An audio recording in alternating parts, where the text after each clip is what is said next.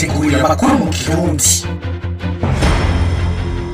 Muravyumvise uno munsi dukorera mu runani Radio Peace FM y'Urwaruka itorokanirizo ry'amakuru Romanda hamwe na Radio Haguruka twabateguriye amakuru adasanzwe ashingiye ku ngingo imwe rudende ijanye na dossier y'umumenyesha makuru Sandra Muhoza arumanije amezi indwi ari mu mvuto mu Burundi. Turababwira ingene urubanza rwiwe ruheruka rwagenze, mbega abari mu mashirahamwe yigenga, abanyepolitike, mbere n'abanyagihugu bavuga iki ku ifungwa ryiwe. Hari n'ibindi vyinshi twabateguriye, mugume hafi mukurikire aya makuru muriko mushikirizwa na jewe Jeanne d'Arc Gikundiro fadikanije na Dondo Dieu Mbazumutima. Mu buhinga bw'ivyuma hari Chanel Ntiharirizwa na Ezekiel Niyonzima. Turi kwigenekerezo rya 15 Munyonyo umwaka w'2024. Mukanya turaja mu idonido ry'aya makuru. Peace FM Romanda na Haguruka.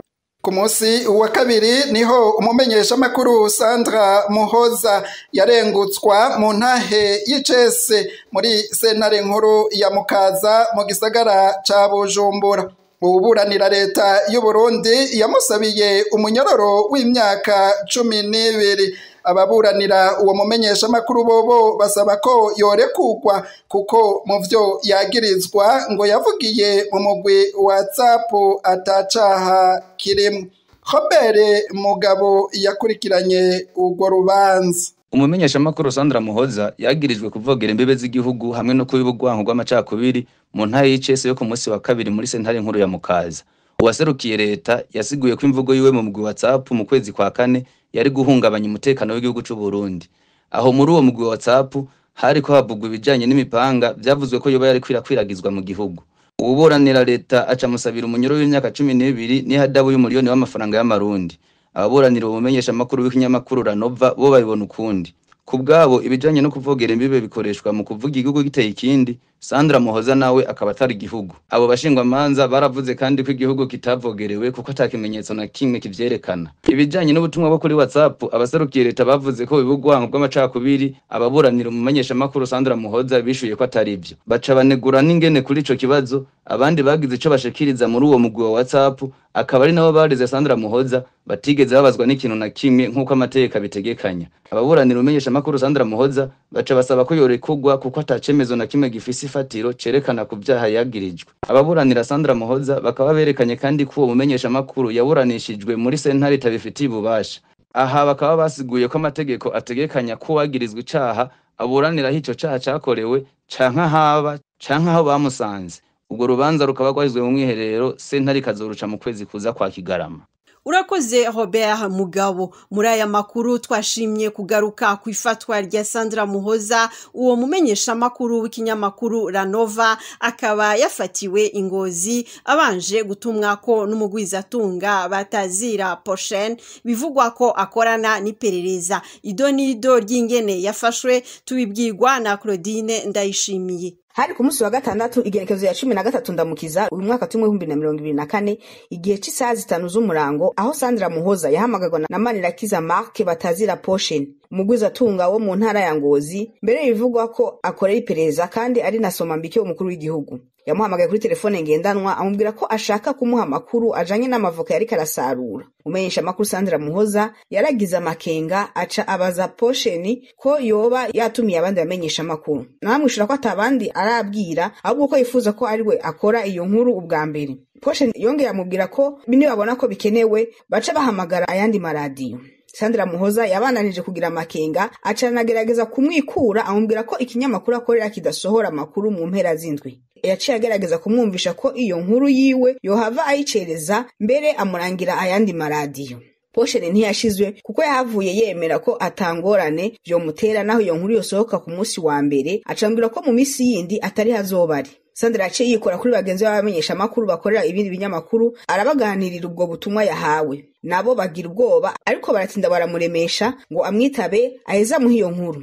Sandra Muhoza yaragiye yerekeza ku kibanza bari bavuganye ko bahuriramwo, aho naho hari ububiko bw'ubutare bw'uwo mugwizatunga inyuma y'inzu y'uburaro yitwa Innova nimero 1. Ashitse muri ico kibanza Sandra Muhoza yahasanze abararira baraheza baramwugururira. Amakuru twashoboye gukura mu bari muri ico kibanza nuko mu kanya isase Poshen yaciye ahashika azazanye n'utwaye iperereza mu ntara ya Ngozi baherekejwe n'iyindi modoka yo mu biro vy'igendereza vyaho mu ntara nyene ya Ngozi. Ayo makuru abandanya tumenyesha ko uwo mumenyesha makuru yaciye yakwa telefone yiwe ngendanwa hanyuma yurizwa imodoka y'igendereza ajana kubarizwa mu biro vy'iperereza ngaho mu ntara ya Ngozi. Umunyuma ngo baciye bamujana kumufungira mu gashoka komine Mwumba aho ngo yoba yararaye ijoro rimwe imbere yo kumanukana mu bucagucagu ku biro bikuru vy'iperereza biri mu gisagara ca Bujumbura. Ayo makuru avuga ko mw'iperereza yahafungiwe imisi igera kuri 6 aca yimurirwa mw'ibohero rikuru rya Mpimba ahafungiwe gushika n'ubu.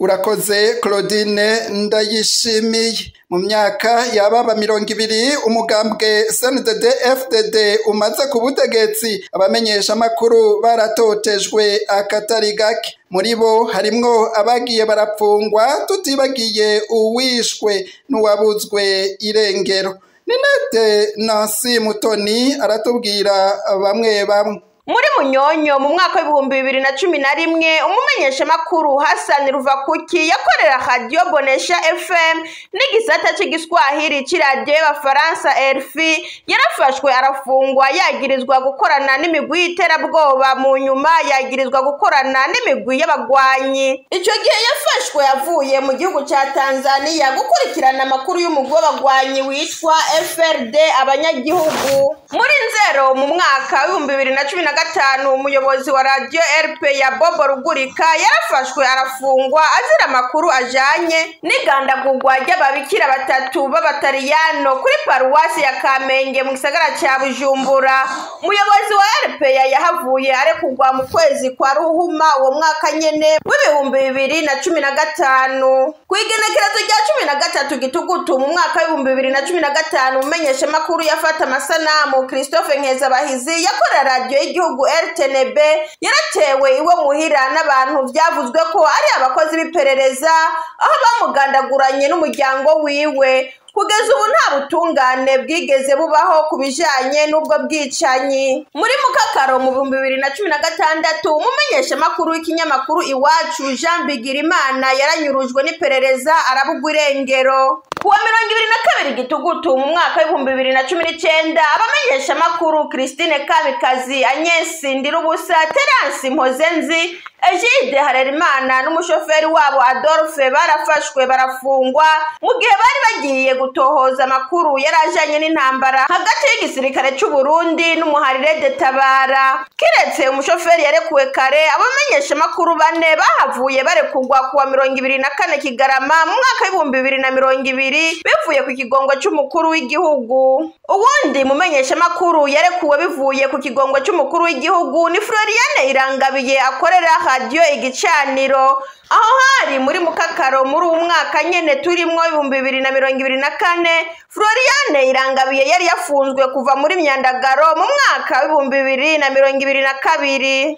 Inyuma y'igeragezwa ryo gutembagaza ubutegetsi bivuye ku ntureka zijanye no kwiyamiriza ikiringo ca gatatu c'umukuru w'igihugu Pierre Nkurunziza cari canze amategeko mu 2015. Inyubako z'ibimenyesha makuru bitandukanye harimwo RPA na Television Renaissance zarasambuwe n'inzego za leta. Abamenyesha makuru barenga 100 barahunga igihugu c'u Burundi.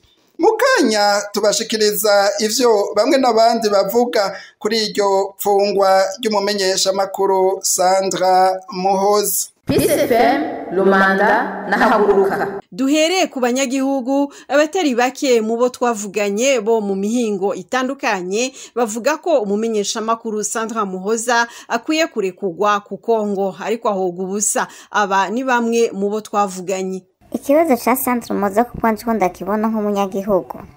Urya mugore ariko ararenganywa kandi ko arenganywa azira umwuga wiwe. Kandi iyo myaka barashobora no kuyimufunga.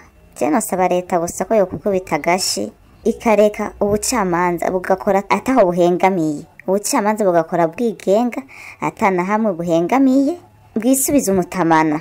Ne ubucamanza bwaba buhengamiye mu kwaha kw'abategetsi ntacyo buzofa bwishikanyeho kandi ntacyo bizoshikanaho igihugu. Ikibabaje nuko abantu bazoguma bagwa mu mporero. Umumenyesha makuru aba rifise uburenganzira bwo kuvuga ku kintu icyo ari cyo cyose nk'uko bavuga ngo turi muri demokarasi, ariko uravye urubanza Sandra bamwagiriza kwiwe nta demokarasi barushiramo. Rero ivyo bamwagiriza nirementanya, dusaba ko leta yo kwikubita agashi ikareka kudendereza umuntu. Leta nikore akazi kayo, abacamanza bakora akazi kabo batabatamitse ijambo, kore bubahirije amategeko abagenga. Rero ibintu Sandra bamwagiriza nirementanya, turasaba ko bomurekura nta kirinze gusabwa. Abarundi bose bishire bizane, umumenyeshamakuru agire umwidegemvyo mu gihugu ciwe, avuge ikiri ku mutima. Ubusanzwe Sandra Muhoza yararenganijwe, two turabikurikirana kuko umuntu ntiyozira ivyiyumviro vyiwe nuko yaba ariko araganira muri groupe WhatsApp n'abo bakorana. Twasaba yuko leta yo kwikubita agashi bakamureka akidegemvya Sandra Muhoza, kuko ntaco ariko arazira gushikiriza umuntu aho ahagaze uko abibona mu gihugu mu vyabaye. Je nibaza yuko ari kwigenga. Demokarasi urumva bamaze kuvuga ngo turi muri demokarasi umuntu ntabe agishikiriza icyumviro ciwe uko abibona, uko biriko biraba mu gihugu. Haba harimwo akarenganya. Sandra mu bisanzwe afunzwe kubw'akarenganya.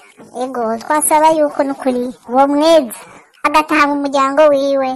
Urongoye urunani rw'abamenyesha makuru Ibeji Alexandre Niyungeko abona ko abacamanza bari bakwiye gufata ingingo iha umwidegemvyo Sandra Muhoza, kuko ngo ariko ararenganya. Mu runani rw'abamenyesha makuru mu Burundi turatewe umutima uhagaze n'ingene urubanza rwa Sandra Muhoza ruriko ruragenda. Ejaho mu ntahe y'icese yasabiwe umunyororo w'imyaka 12. Ni ibintu bibabaje, ni ibintu biteye isoni kubona umupfasoni Sandra Muhoza akurikiranwa kugira ngo azocibwe kuja mu munyororo ku bintu bidafashe na gatoyi, ari ibintu bifundapfunditswe. Birababaje n'ukuri, ariko reka twizere ko abacamanza bazoheza koko bagasoma neza urwo rubanza, bagaheza bakumvira umushingwamanza wiwe nawe nyene n'ingene yaburanye, kugira ngo koko umumenyeshamakuru Sandra Muhoza aheze asubizwe agateka kiwe, asubizwe umwidegemvyo, kuko ikibanza ciwe ntikiri mu mpimba, ntikiri mu mvuto. Ikibanza ciwe kiri mu muryango no kubandanya umwuga wiwe. Twizere rero yuko abacamanza bafise urwo rubanza bazoheza mu mwiherero barimwo bagafata ingingo itumbereye amategeko, ibereye igihugu kigengwa n'amategeko. Inyuma y'akaruhuko gato tubashikiriza ico abari mu mashirahamwe adaharanira ivyicaro vya politike avuga ku bijanye na dosiye y'umumenyesha makuru Sandra Muhoza. PSFM Lumanda na Haguruka. Umuyobozi nshingwabikorwa w'urunani CBDH Erari Nibizi afata ifungwa rya Sandra Muhoza nk'agatotezo n'iterabwoba bibandanya mu Burundi. Aha mu runani rw'abaharanira agateka kazina muntu mu Burundi CBDH tubifata ukurikirane rw'ihohoterwa ry'abamenyesha makuru, tubifata nk'uburyo leta ikoresha icishije mu nzego zokingiye umutekano abarundi canke zofashije kugira ngo amahoro agaruke, zofashije kugira ngo abanyagihugu bamwidegemvyo, ko leta izikoresha kugira ngo batere ubwoba, babuze umuntu uwo ari we wese kugira icyo avuga ku kintu icyo ari cyo cyose umuntu akora ko leta igasha canke abafatanije na leta bagasha. Kubona umumenyeshamakuru Sandra Muhoza afatwa agafungwa kubera yagize icyo avuga ku makuru atanzwe mu mugwi w'abamenyeshamakuru WhatsApp, siwe yatanze iyo video, siwe yatanze iyo nkuru, hama wewe yagize icyo abivugako. Agize icyo abivugako, musanzwe imbere yuko bamufata bari kuraba abantu bose bagize icyo babivugako nimba harimo icaha, hanyuma rero bakaraba yuko hari icaha kirimo kugira icyo uvuze ku video itanzwe cyangwa ku makuru atanzwe n'abandi. Kandi uyaze mu bamenyeshamakuru ntawe yatutse, ntawe yambitse ibara, mugabo twumva ngo yafashwe ngo ariko arahungabanya umutekano w'igihugu. Twumva ngo afashwe ngo yagize ngo urwango n'amacakubiri ngo ashingiye ku bwoko. Urumva rero mu gihe umumenyeshamakuru afashwe mu buryo butari bwo, yagirijwe icyaha atakoze kandi icyaha kitari cyo, uca wumva neza yuko twebwe mu baharanira agateka kazina muntu tuvuga tuti uwo mumenyeshamakuru ararenganijwe, yagize ivyiyumviro vyiwe kandi yanatanzwe mu gihe cari igihe gisanzwe, atari igihe cyo gutera uyu ucanke uwo ari we wese, kuko ntawe yakomerekeje, kiretse kumbure ufite ico yikeka atinya ko cobandanya kuvugwa, atinya ko cobandanya kubazwa. Erari Nibizi asaba ko Sandra Muhoza arekugwa akidegemvya. Kubwa Erari Nibizi urubanza ruriko rugenda nabi kubera ko ubutungane bw'u Burundi butigenga. Aho rero tuje turaba ku rubanza yasabiwe ko umushikiriza manza yamusabiye imyaka 12 yo gufungwa, amushirako na amande yo gutanga umuriyoni w'amarundi. Ico caha kitari cyo umva tuheza kigasabirwa igihano kimeze gute? Nta gihano yari akwiye, ahubwo nimwe nyene byo kuvuga bati reka tumuhashe ntiyagire n'ubundi azosubira kugira ico avuga. Hari ibibazo bimwe ibibazo by'umutekano, ibibazo ntiyagire n'umwe abivuga, abarundi babibone bahumirize, abarundi bavyumve baziba amatwi, hanyuma abakora ikibi nabo bibandanirize bidegemvya, bagayagaye kandi babandanye babikora. Urumva rero kuja guhana inzirakarengane nka Sandra Umuhoza ni nk'uko bavuze bati uzovuga ukuri, uzogira ico yiyumviye azohanwa, ariko nyene gukora amabi ntaco azokorerwa nabandanye. Urumva rero urwo rubanza n'urw'akarengane ndetse imyaka bamuciriye nta n'urubanza rwarimwe. Umushingwamanza Janvier Bigirimana abona ko umugambwe CNDD-FDD ubandanya kugaragaza agatotezo ugirira abamenyesha makuru. Kubwo umushingwamanza Janvier Bigirimana, umumenyesha makuru Sandra Muhoza ntiyarakwiye gupfungwa ahogwa ivyiyumviro vyiwe. Kubijanye n'umumenyesha makuru Sandra Muhoza, kwibaza yuko ugufungwa kwiwe, ukugumizwa mu munyororo kwiwe yerekana gatotezo ubutegetsi bwa CNDD-FDD bukorera abamenyesha makuru, ungene butemera yuko hari ivyiyumviro bitandukanye n'ivy'umugambi ku butegetsi bishikirizwa. Twagomba twibutse rero yuko ikindi kibabaje ari kubona ubutungane bw'u Burundi bufata ingendo n'intumbero mbi z'umugambwe CNDD-FDD, bakaca imanza bagafungira abantu ubusa, bagakora ibidahuye n'amategeko. Nta kintu na kimwe no munsi gisigura yuko uwo mumenyesha makuru agumizwa mu gasho kuba yarashikirije ivyiyumviro vyiwe, nubwo vyo bari ivyiyumviro ubutegetsi budakunda, ico nicatezwa gutuma aca afungwa. Twagomba twimbutse yuko mu ngendo ya demokrasi ivyiyumviro bidatezwa kuba ari ivyiyumviro bimwe, ni kuvuga kuba hari ivyiyumviro bitandukanye n'ivyiyumviro vy'umugambi uri ku butegetsi. Iyo niyo ngendo nziza ya demokrasi, niyo ituma abantu bashobora gutera imbere, niyo ituma abantu bashobora kubaho bidegemvye. Nta kamaro vyogirira abarundi yuko dusubira mu vyiyumviro vy'umugambi umwe, naho vyobaye ari ivyiyumviro twibaza yuko bitomoye biteza imbere abarundi, uretse yuko no munsi dufise ivyiyumviro vy'urwanko, vyo gutoteza abatavuga rumwe n'ubutegetsi, ivyiyumviro vyo gushira inyungu imbere, cyane inyungu z'umugambwe CNDD-FDD hamwe n'inyungu z'akagwi gatoya kabari muri uwo mugambwe. Twiyumvira ko ivyo atari ivyiyumviro abantu bose bateza gushigikira, si ivyiyumviro abantu bose bategerezwa kugenderako. Bisigura yuko no munsi ko yashikirije ivyiyumviro vyiwe n'uburenganzira bwiwe, n'uburenganzira ahabwa n'ibwirizwa shingiro, n'uburenganzira ahabwa n'amategeko mpuzamakungu Burundi bwateye ko umukono, cyane amategeko yubahiriza ivy'uburenganzira bw'abantu. Bisigura yuko no munsi afungiwe ubusa, yatezwa kurekugwa nubwo ho yoba ari vyo atezwa kubazwa ntaco tuma yuko aguma afunzwe kuko rero gutoteza abamenyesha makuru gutoteza abafite ivyumviro bidasa ni vy'umugambwe uri ku butegetsi bisubiza inyuma Uburundi bitanga ishusho mbi ku gihugu n'ingendo ubutegetsi bwa CNDD-FDD bwari bukwiye guhagarika kuko nta kintu na kimwe biriko birabafasha naco biriko birafasha abarundi ni ingendo y'inzigo y'inzikira ingendo yo kutubahiriza uburenganzira bw'abantu ingendo yo kutubahiriza amategeko iyo zo n'ingendo ziranga intwaro z'igikenye intwaro z'umukazo abategetsi b'u Burundi barakwikubita gashi tutibagiye abacamanza b'u Burundi bakareka umenyesha makuru akidegemvya kuko uno munsi ntamvo nimwe ihuye n'amategeko yotuma aguma mu munyororo. Tubibutse ko muriko mukurikira amakuru y'urunani rugizwe n'amaradiyo Peace FM ijwi ry'ugwaruka itorokanizo ry'amakuru Romanda hamwe na radio Haguruka ingingo nimwe rudende dosiye y'umumenyesha makuru Sandra Muhoza w'ikinyamakuru La Nova amaze amezi indwi mwibohero. Mukanya turasozerera aya makuru kubishikirizwa n'abanyepolitiki. Peace FM Romanda na Haguruka. Umugambwe Iprona ubona ko Sandra Muhoza atarakwiye gufungwa kubera ubutumwa yanditse kuri WhatsApp.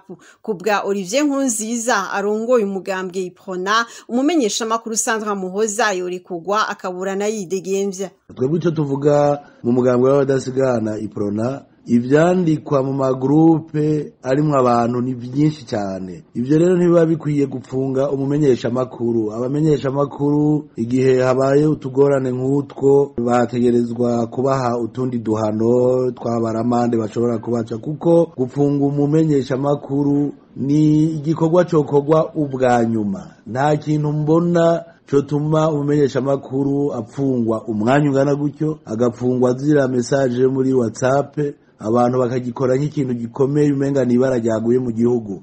Hari abandi bavuga ibindi bintu birengeye mu iki gihugu tubona ariko ataruko ibyo babagiyemwe urwanko ishari n'inzigo ariko kandi bica bituma abamenyesha makuru bagira ubwoba ntibasubire gukora bisanzuye ariko kandi bigatuma n'abamenyesha makuru batasubira kugiranira umwizerano mu migwi barimwo kuko bavuga bati ninandiki iki kirankorako bigatuma abamenyesha makuru rero bakorana ubwoba.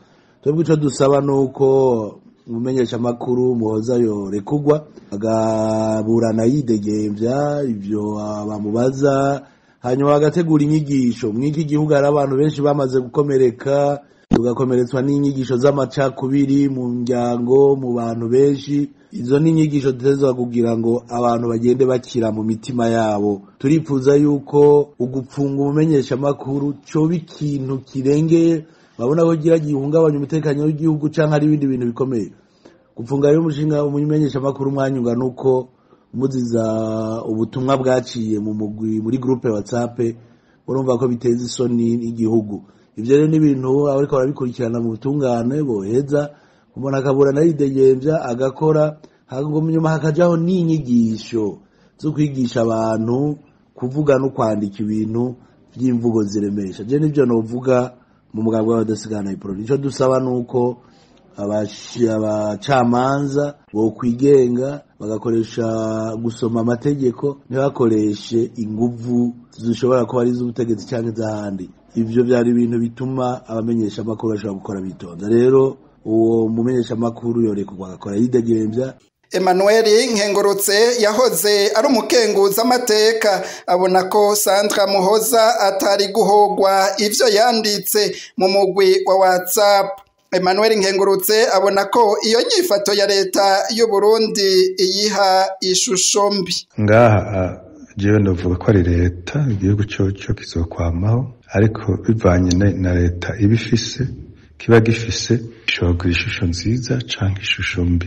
Rero leta tubahiriza agateka kazina muntu itanga ishusho mbi ku gihugu ariko cyane cyane nitangura kwiha ishusho ribi. Ngaha ni leta itubaha ntiyubahiriza abanyagihugu ishinzwe gutunganiriza no kubahiriza uburenganzira bwabo. Ni leta kandi itubahiriza amasezerano yashize yemeye gushira mu ngiro kuko ibiraba agateka kazina muntu byinshi biri mu masezerano mpuzamakungu. Ibi rero vy'umumenyeshamakuru Muhoza Sandra vyo ntivyumvikana gahoro kubera kuko ivyo bamwagiriza ntibifise ishingiro.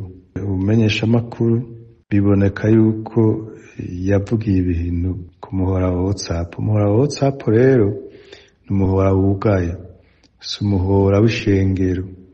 Muri ico gihe rero ivyo bica bija mu ngingo ya 28 y'ibwirizwa nshingiro rikingira ubuzima bw'umuntu, ubuzima katwa bw'umuntu, donc vie privée na correspondance privée. Ahubwo rero uyu nta caha yakoze, ahubwo bakwiye kumushumbusha kubera uburenganzira bwiwe baraburenze. Nico novuga ngaha mu bisome neza ingingo ya 28 y'ibwirizwa nshingiro. None WhatsApp umuntu agiye kuvugiraho hari icaha abakoze ko bikingiwe n'iyo ngingo ya 28 y'ibwirizwa nshingiro. Uwahoze ari umukenguza amateka Emmanuel Nkengurutse aratanga n'impanuro kuri leta y'u Burundi.